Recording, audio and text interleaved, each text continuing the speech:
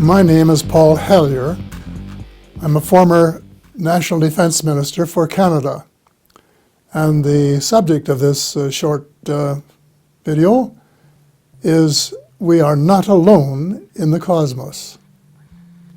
For decades, some scientists and even some disinformation organizations like NASA have been telling us that it is mathematically impossible that Earthlings are the only sentient beings in a cosmos comprising millions of star systems. What they haven't told us is that some of those that we call aliens have been visiting Earth for thousands of years. The United States government is well aware of the crashes that occurred in the 1940s, including the two that were reported from Roswell, New Mexico, when they began to take the subject very seriously and decided to give it a security clearance higher than the H-bomb. Immediately, they began to try to back-engineer the technology.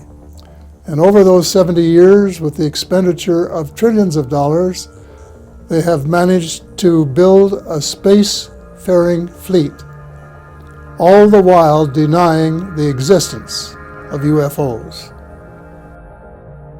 Skeptics insist that the visitors couldn't come to Earth because at the speed of light, it would take them too long to get here. One of the first things that we must learn is that gravity travels faster than light. So gravity and anti-gravity machines can do the same. And then there is the question of wormholes, which are aids to celestial navigation.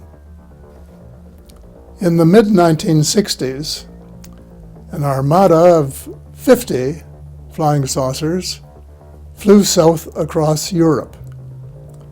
The Supreme Allied Commander, Europe, was just about to press the panic button when they turned around and flew north over the North Pole. But as a result of this incident, he ordered that a study be made. It took 3 years to complete and said categorically that species, 4 of them at least, had been visiting Earth for thousands of years.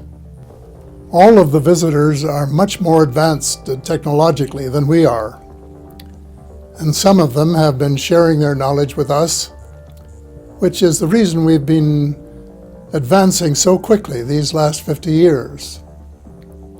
They're also more advanced spiritually and serve our Creator God. There is, unfortunately, however, at least one exception that we have to be aware of.